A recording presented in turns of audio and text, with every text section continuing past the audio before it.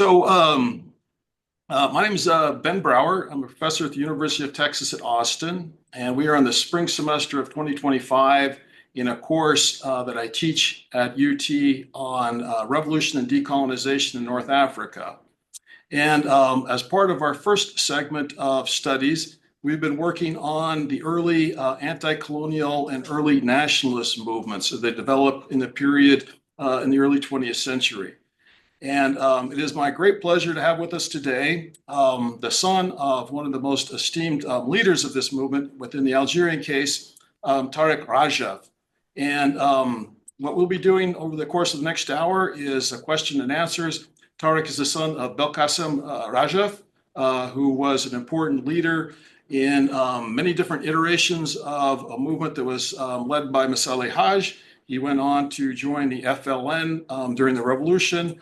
And after Algeria's independence, he had a long and very important career in social release efforts, part of the social justice movement, I suppose we'd call it today, in independent Algeria. So I just want to begin, Tarek, with you here. And if you could say a few words about yourself, and you're a fellow Texan of ours, and maybe you can say a little bit about your life coming into Texas and by way of introduction. Well, I'd be glad to. I was born before World War II, actually, a long time ago, and I actually lived in France through World War II. I got some memories about that.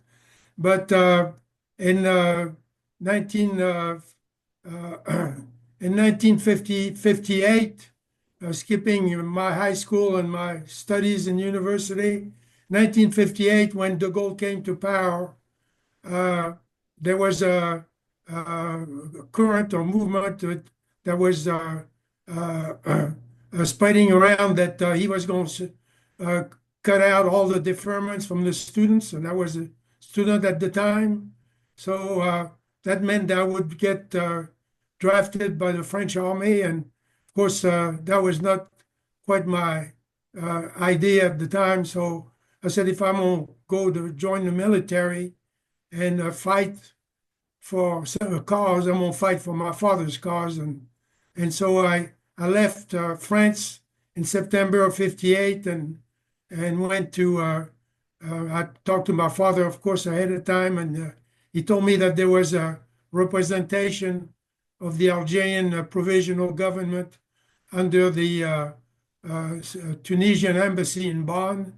And he gave me the name of a person over there and the address. And so I went on my merry way and arrived in Bonn and that month. And I was, there was a lot of people that came from different parts of Europe to Bonn to join the Algerian army. And so I was interviewed like all the other people and gave my name and information, and they told me to wait and come back. And so I sat around for about a week, and I got tired of waiting. I just went back in. I didn't hear from them, and I went back in and I said, well, sorry, but we have instructions from the provisional government in Cairo not for you not to go to the military, but to continue your studies, and we're going to have we're looking for a scholarship for you.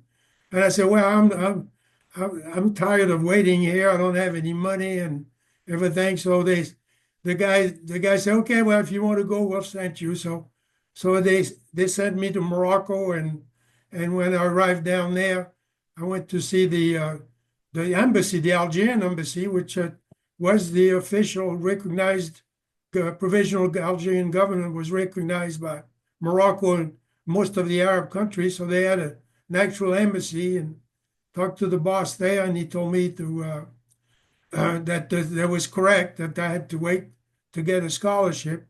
So I stayed in Morocco and got some temporary jobs, and then in March I got a call from the U.S. embassy in Rabat, and I went over there and met the cultural attaché of the U.S. embassy, and he said, well, I received 20 scholarships for Moroccans, and I can only get 15. And so I asked my government. He called the U.S. Department, his boss, and said, "Can I give 5 of those scholarships to Algerian students?" And the U.S.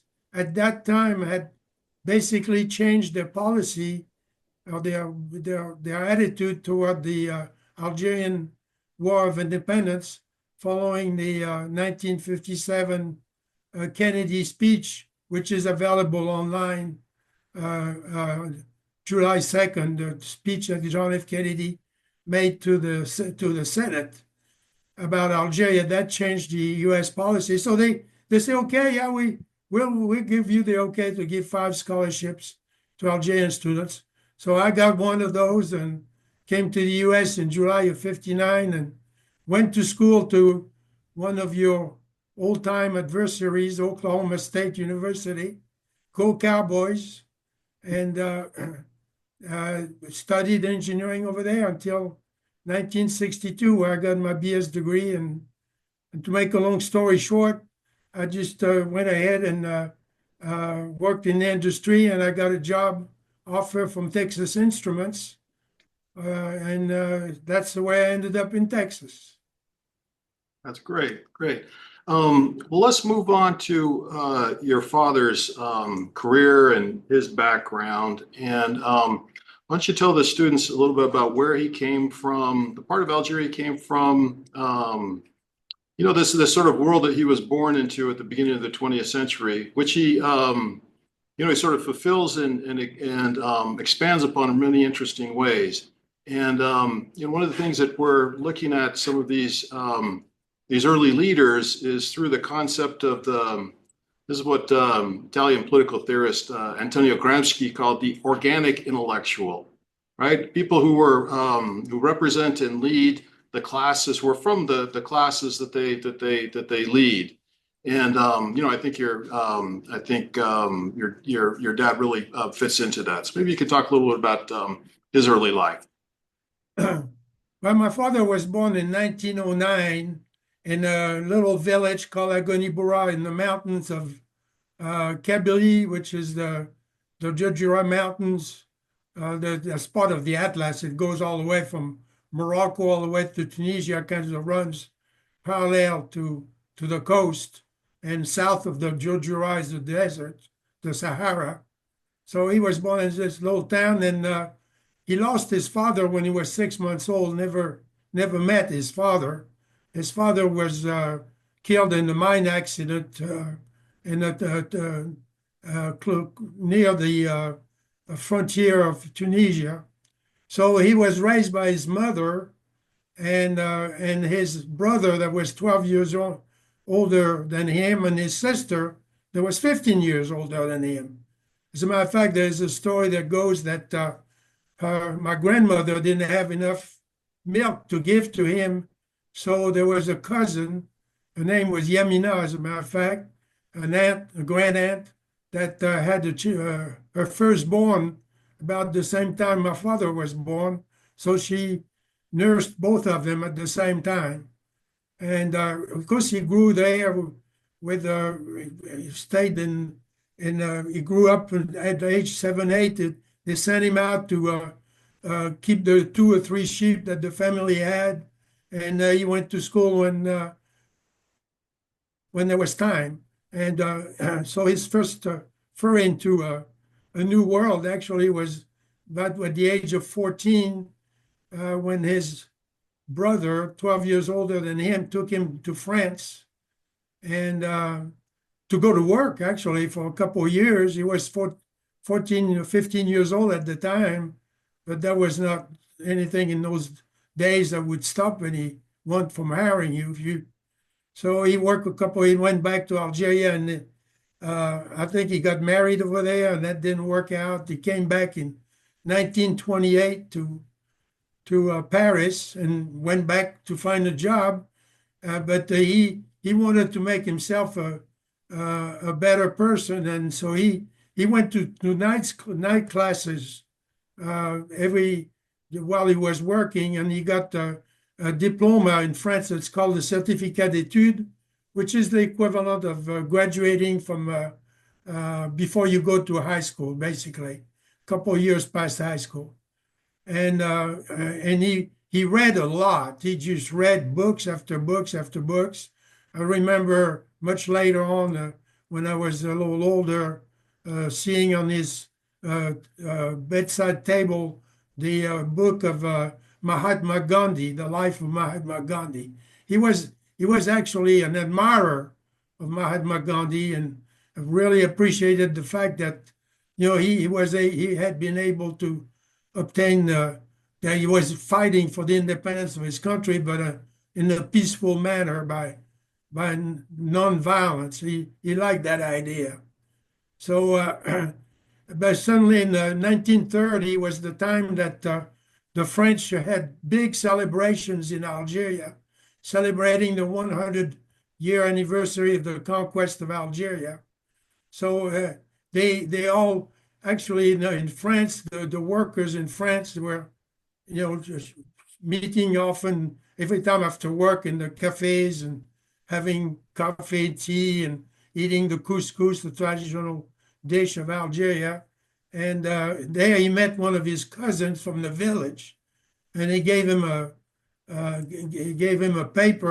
newspaper. It was called El Umma, which most of the Arabic-speaking people know that means the community or sometimes extended to the people.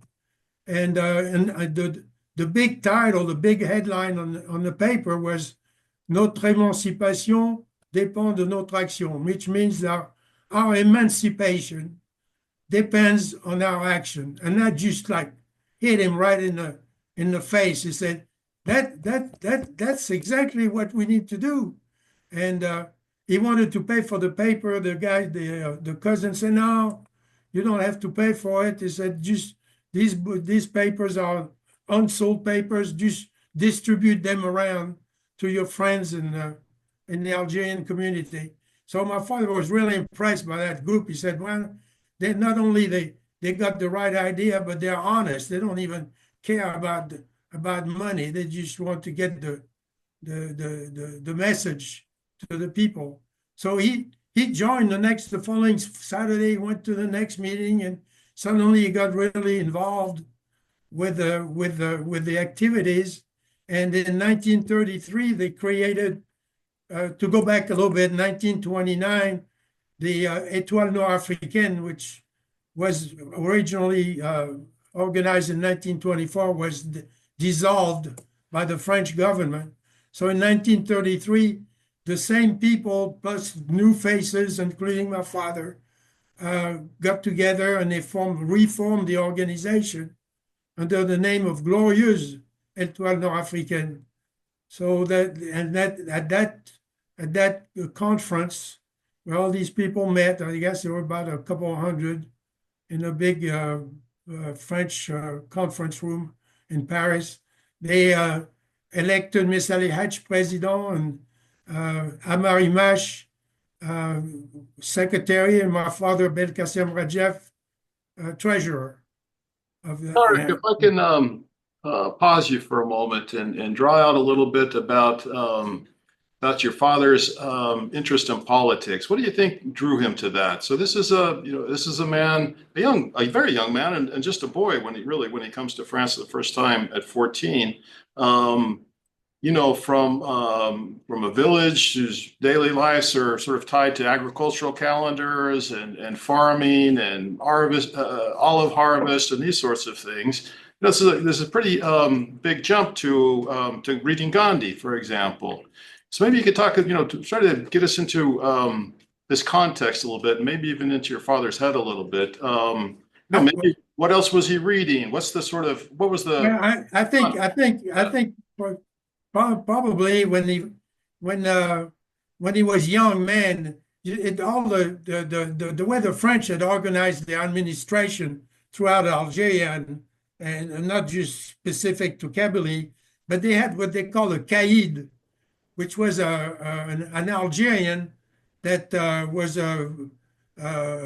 paid by the French government and kind of always looked the other Algerians kind of looked at him like a traitor, like a collaborator. And then they had an administrator that was a French guy that was over the caid. And these two people had a very strong position within the structure of the colonization. And I think my father had some run-ins with those people in one fashion or another, and because he always talked about this cotton-picking caid and this administrator. And I think when he went to France at age 15, 14, 15, he saw a different world. He saw a world where the French people, of course, they were minding their own business and they're doing their, earning their living and going at night. And he found a lot of French people that were pretty nice. I mean, they were not, like the same kind of people that were in Algiers as the settlers. It was a different world. So he was. I think that was kind of a thing that was in the back of his mind. So when he saw that chance in 1930 to do something, it just hit him right over the head. I mean, it was like a thunder hitting, lightning hitting him in the brain. I think that's what it was. And he always wanted to make himself better. I mean, he learned how to do carpentry. He took, he didn't want used to be sweeping floors in French factories. He wanted to do something better for himself. So that's what I think triggered all that. And then once he got plunged into that, I mean, he was actually Benjamin Stora, who is a well-known French Algerian, French historian, but of Algerian origin. He was born I think, in a small town in Algeria. But he's very well known nationally about history. Benjamin Stora said actually the two people that really wanted from the start Algerian independence, period, with no ifs and buts, but complete independence, were Amar Imash and my father, Belkacem RADJEF. And that's it. I mean, there was other currents, other organizations like the ulema. They wanted the right to be exercising their religion freely, but they wanted to do that under the French banner. They wanted the French to give them, let them build mosque and then teach Islam. The organization of Farhat Abbas, which was another pretty well known, which actually ultimately joined the Algerian Revolution and actually became the president of the provisional government. But in the 30s, as a matter of fact, you were present when we assisted at a meeting 3 days ago. The guy read a line from a book from Farhat Abbas saying that he looked everywhere and he couldn't find an Algerian nation. And that what he was interested in was to give the Algerian the same rights as the French in Algeria. Because as you know, there were two classes. There were the class of the settlers, and there were the second-class citizens they called the indigenes. And as a matter of fact, they had a special code for them, a special set of rights and duties. Well, let me take a break here and see if the students have any questions about this early period in this time, the 1920s, when your dad is becoming politicized. Questions? Yeah, we have one here.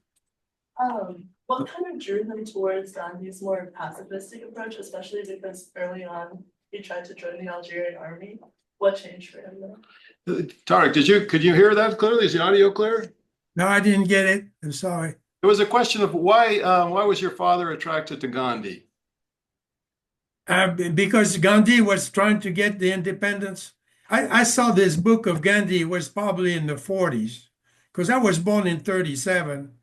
So, he may have gotten interested in the book of Gandhi's in the 40s, because I saw that book in the bedside table, and I was old enough to to read the book, to know what was on the book. So I would say probably mid-40s that when he had that book on the table. So he was reading a bunch of stuff all the time. So I think when he bought that book because he thought it was of interest and he thought he could learn something. But that was like maybe 13 or 14 years after he joined the Algerian movement for the independence. And what about the question of independence? Because, you know, independence, as you mentioned, the Ulama Association, you know, they're doing lots of, you know, it's very, very heavy political lifting. Exactly. But the idea of independence is quite exceptional at the time. And so Exactly. why did your dad think that independence was even possible? This is a tough question because I really don't know exactly what, but I mean that the purpose of the Glorieuses Étoiles Nord-Africaines was to get independence from Morocco, Tunisia, and Algeria, all three of them. You know, that's why it was called Nord-Africaine, because at the beginning there were some Moroccans and Tunisians that joined in, that were part of the organization. One of the things that organization that's important to mention is that the Étoile Nord-Africaine originally created in 1924 by a guy the name of Hadj Belkacem. He was a communist, and he used the tools that the Communist Party offered to him to form this Étoile Nord-Africaine. But when in 1933 they reorganized under the Glorieuses Étoiles Nord-Africaines, they barred people from being members from the Communist Party. Because there was also a branch later on that the Parti Communiste Algérien, which was the Algerian Communist Party, they were mostly, that organization was mostly manned by teachers and liberal French people living in Algeria. And there were some Algerian members in there, educated Algerian members, but they were not for independence either. They're really the only party that was for independence. Independence period was the Glorieuses Étoiles Nord-Africaines and that whatever organization derived from that afterwards. Let's talk a little bit about the Communist Party then and Marxist-Leninism in general. Historians have gone over this a lot. This is a big part of the historiography, but you have a sense as Belkacem's son of what your dad's sort of thoughts were on Marxism. Maybe this isn't for the 1920s and 1930s, but later in life, you know, as you grew into adulthood and knew a little bit more about these things. Well, you know, there was a period between 1929 when the Étoile Nord-Africaine was dissolved, and 1933 when they reorganized under the famous name. There was a group of people back then that you know, that were belonging to the original organization, and he joined in, and he found out that the Communist Party that supposedly was, you know, for the emancipation of the population and all that stuff, they were not that really interested in helping the Algerians get their independence. That was not their real objective. Their real objective was, you know, more proletariat, more communist principles oriented than the purely nationalistic. As a matter of fact, I mean, if we want to, you know, I just need to put a point here in like a quote in between. You know, that's been a problem, especially from the United States, from after World War II until 1990, to go as far as we can go there. The United States always confused and mixed and intermingled communism with nationalism. They always, you know, they did everything they could to keep some of these countries from becoming independent or having a democratic government, when they were overthrowing, for example, a kingdom of some kind. I mean, an example is example in Egypt and in Iran and so forth. They always thought that these people were communists. Actually, they were nationalists. And of course, when you fight an enemy, you go where you can get the help. So since the United States were not helping, this happened to the Algerians during the 1954-62 war. The United States was supporting France 100%, giving them the weapons to kill Algerians until the end of the end of the Guerre of Independence, and so they went to the Russians and to the Chinese, to the communists, the Central Europe. All these communist countries were helping the Algerians get their independence. They were finishing the weapons, the technology, and all kinds of stuff. I mean, the telecommunications, the Algerian underground during the War of Independence from 54-62. These people, these Algerians that were coming in there, they were trained in Central Europe about telecommunication and all that. So there's always like a blurring in the American mind of communism and nationalism, which has been at the root of all the problems that the United States had over the century, going back to Iran and moving on forward to some other more recent situations. Okay, I have one more question from a student here. So you mentioned that a speech that JFK did changed the United States foreign policy. How did the policy change exactly? No, they actually, that same year, following that in 1954, that speech is on Google. I would suggest you students read that article, that speech, because it's really illuminating.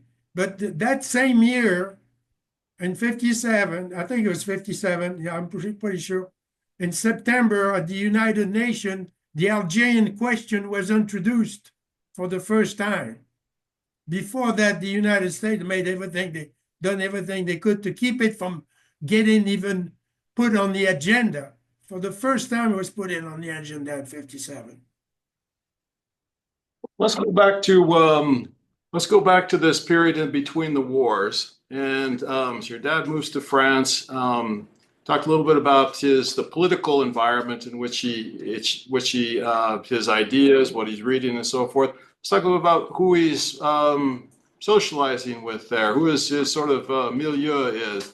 He's there with some cousins we know, but he also not just there with Algerians, right? And so maybe why don't you take a few minutes to talk about your mother? Yeah, well, because I know very little about that, because for one reason I was not there, but the second is that they didn't talk much about what I could only actually just surmised. I mean, trying to figure it out. That what I think they met in one of the, just like you always start talking to a lady or something. They met in a park, I think, inside of Paris, and they built up a relationship on that, and I think they moved in together in the 30 after I was born. I think they moved in together, and they were actually staying in an apartment just not too far from the Renault factories in the suburbs of Paris. And I think like in 41 or something, they moved to a one room, I guess I'd call it apartment, in suburb closer to Versailles, further away from that factory. And that was a good thing, because that apartment building they lived in was completely blown away to schmizzes by the British, by the way. Because they were trying to, the Germans were the Germans were building tanks in that Renault factory. So the British were trying to bomb the Renault factory. They barely hit the Renault factory, but they completely destroyed the whole town of Boulogne-Billancourt, which was surrounding that factory over there. I remember World War II situations too of my own. I was a little bitty kid, and I couldn't understand why people said that the British was the enemies and the Germans were the British were our friends and the Germans our enemies. Because when I met the Germans on the street, they were always nice to me. I was 4, 5, 6 years old. They gave me candy and everything. The Germans kept bombing the heck out of us. And then every time my mother had to put me in a blanket and take me to the shelter. And I remember that shelter was terrible. It had water dripping off the walls and everything. And had to do that a lot. I said, I don't understand. It's only later that I figured it out what was going on. And your mom is not from Paris. My Where's she mom, about her family? she was born in Paris, but her family is from close to Dieppe in the upper Normandy, the upper side of Normandy. If you go about 10 miles from where her family is from, you end up being in Picardy, which is the region between the north and Normandy. And so she had a very simple life. She didn't go to school very much. I don't think she lost her father when she was 3 years old in 1913, and lost her father. I lost her father in 1913 and the mother in 1917. And what do the parents do for work? The father, I think, worked in his parents' hardware store, and her mother didn't. I don't think her mother worked. We've got a couple of questions from students here. Go ahead. How did Hadj's dedication to the Algerian emancipation lead to the FLN, how they chose to fight? Yeah, did you hear that? No, go ahead. The question of thinking about how this early period of nationalism organization with Messali Hadj and the ENA, the PPA, how did that lead into the FLN? Now, I know this is a long story, complicated story, but maybe you could talk. That's complicated, yeah. Focus a little bit about your father's efforts within this. Maybe, how did he? I think this is where we might locate the question in terms of Radjef is, what was his? So he comes into the nationalist movement with Messali Hadj and the North African Star. And how did the FLN breaks away from this? And what was your dad's relationship? The steps. Okay. Yeah, the FLN didn't break away from this. It's just like the continuation of an evolvement of the movement for independence. It started, of course, with these people in the 30s. Then in 1937, they created what they call the Party of the People, the Algerian, the PPA, the Parti du Peuple Algérien, the People's Party, the Algerian People's Party, right? They have to, in English, you have to go backwards. Algerian People's Party, and that party was pretty much decimated during World War II because all the contacts and the sales throughout France and all that were breaking down because people were trying to survive famine and everything. So during that period of time, the French had sent Messali Hadj to Brazzaville, where he was what they call it, house arrest in Brazil for several years. And in 1946, they brought him back. And as a matter of fact, I was with my father and my sister when he got off the airplane. And at that time, they had to reorganize. It was still the PPA at the time. They had to reorganize the party entirely.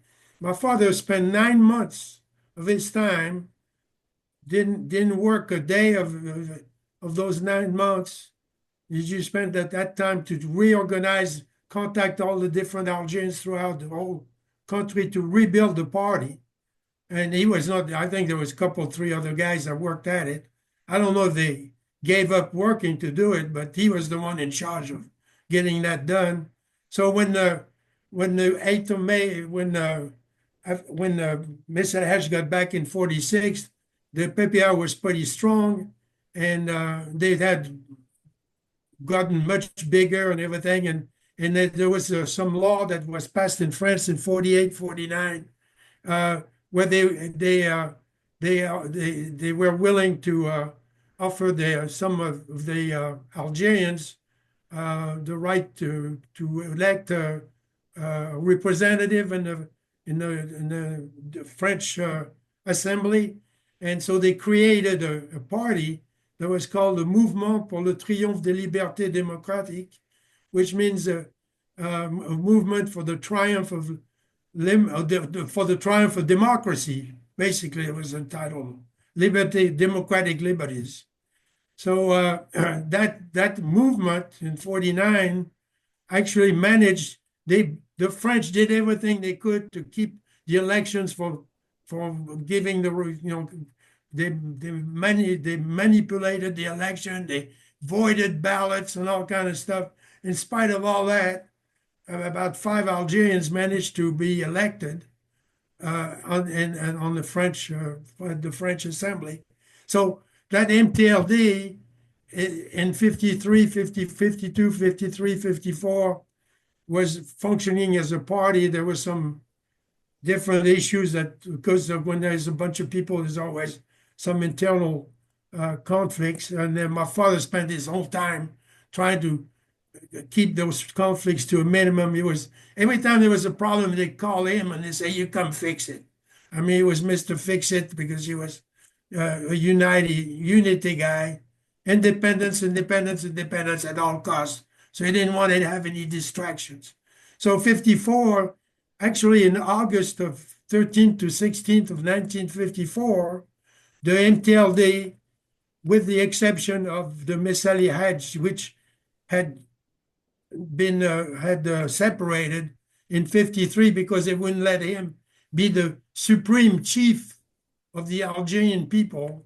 They voted him down 28-2 because they considered the movement to be a democratic movement, so we didn't need a king or an emperor at the top of the movement. So in August 13 to 16 of 54, they had a conference, 200 people in a garage in the suburb of Algiers from all different factions.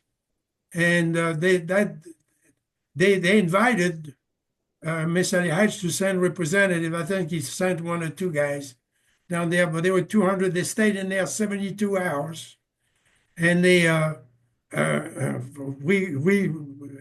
reorganized it, discussed the conflicts, the issues, and everything. And my father was elected president of that conference by all the different factions because they knew that he was fair, honest, straight, and he wouldn't do no monkey business. So he told me he spent the 72 hours. They were bringing sandwiches from in vans to this garage where they were staying. If the French had found these people, that would have postponed the Algerian independence by 20 years. If they had caught these 200 people in them right there about 10 miles from Algiers. It's an incredible story. And it's following that the decision, some of the people that started the group that initiated the November 1st, the beginning of the War of Independence, was present at that meeting. And my father said actually he was giving them, room to speak more than some of the older guys, because he said, well, I knew what the older guys were going to say. I want to hear the new voices to see what they said. So that's from that group that most of the the leadership of the number of first 54 movement, the FLN, was formed. It was named intentionally Front de Libération Nationale, which means a one front against the enemy, and this allowed the ulema 3 years later to join in. Then allowed Fiat Abbas, who didn't even know there was an Algerian nation in 1930s, to join in, and as even the the Algerian Communist Party, a lot of those French people, communist French people that were members of that PCA, did a lot of work during the War of Independence, providing liaison between the different groups and stuff like that, because they were French, so they could walk with a suitcase without being noticed or anything. So it all started in 1930. The FLN is just, like my father says that very well. He said all the guys that are in charge now. He said I know all of them. He said we formed them. We these people from the 30s and 40s formed the people that started the movement for the independence. Tarek, you've shared some photographs, some family photographs with me. Do you mind if I share these with the students? No, not at all. Go right ahead. Well, let me share my screen with you. And you see, I just selected a couple of these from, I believe these were probably all taken in France. Your Yes. father and one in his uniform there. I assume this is your mother there. Yes. Maybe that's you as a small child. That must be That's about me. Yeah, I was 2 years old there. Wasn't that cute?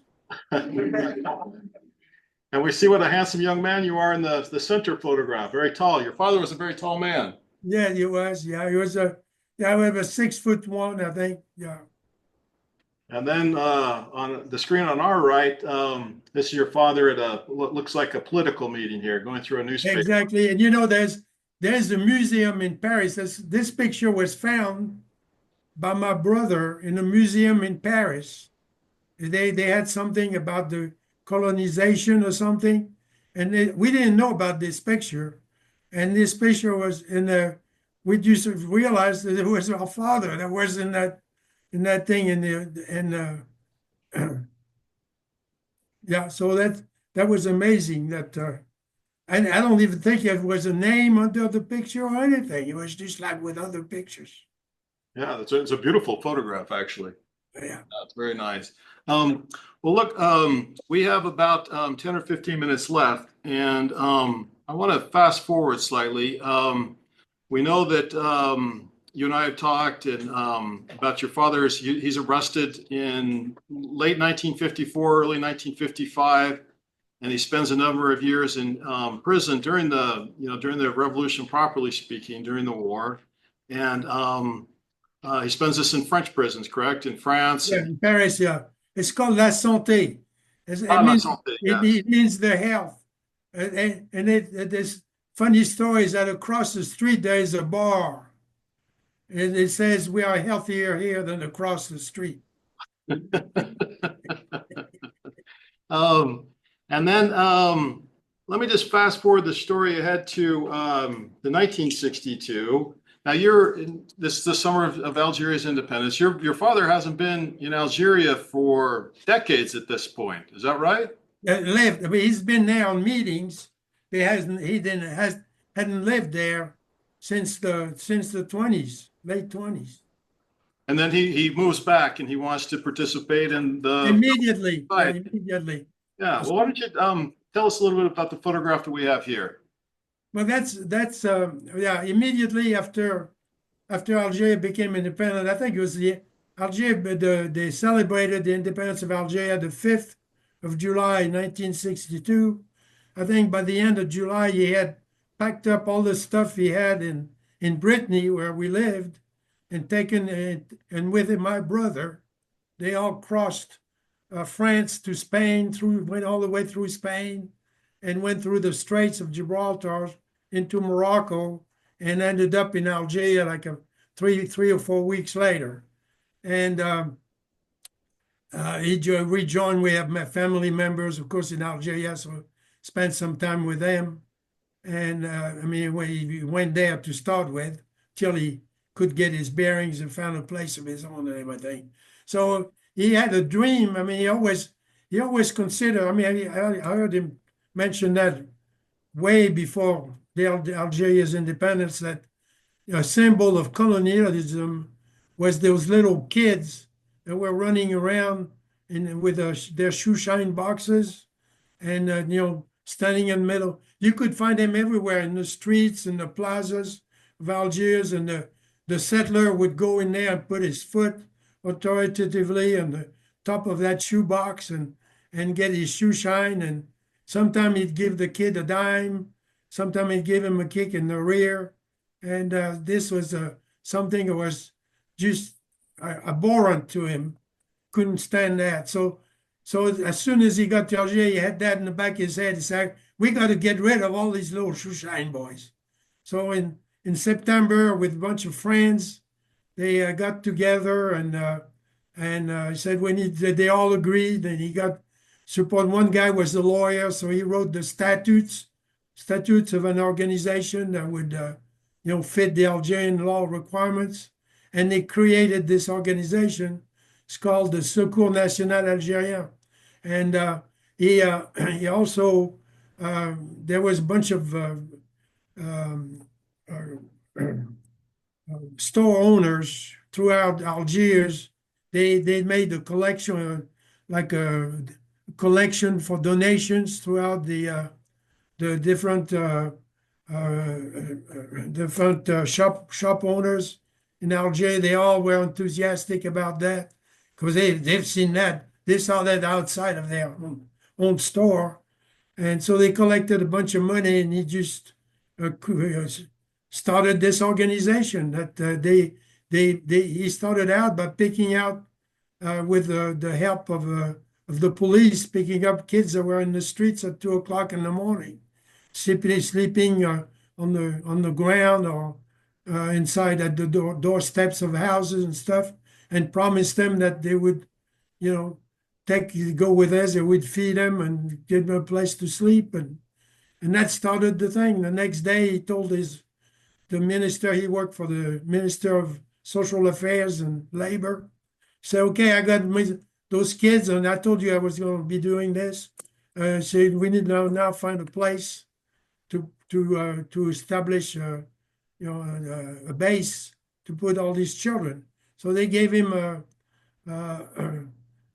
disaffected naval base outside of Algiers that the French had evacuated like 6 or 8 months earlier, and so they went in there and cleaned up the whole place, and that's the way it got started. It started with about 15 kids, and 2 years later, he had like 1,500 in about 3 or 4 different locations, and it spread to the rest of Algeria. Then they were taking not only shoeshine boys, they were taking orphans, people that didn't, they're trying to take care of children.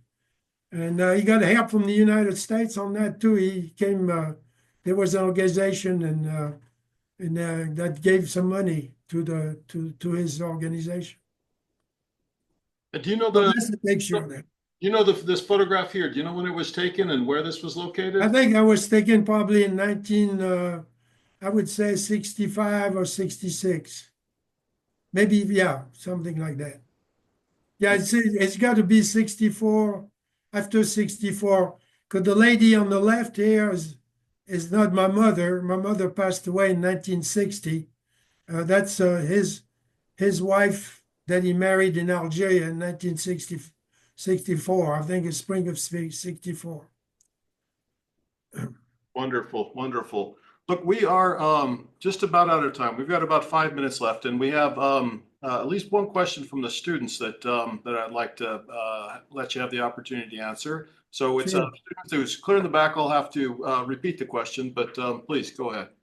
I was just wondering about the differences your father noticed on a day-to-day basis living in Paris compared to Algeria, sort of, which was more welcoming, and also how his experiences in Paris and Algeria defined his kind of position as sort of independence and nothing else, and not a more integrationist kind of strategy.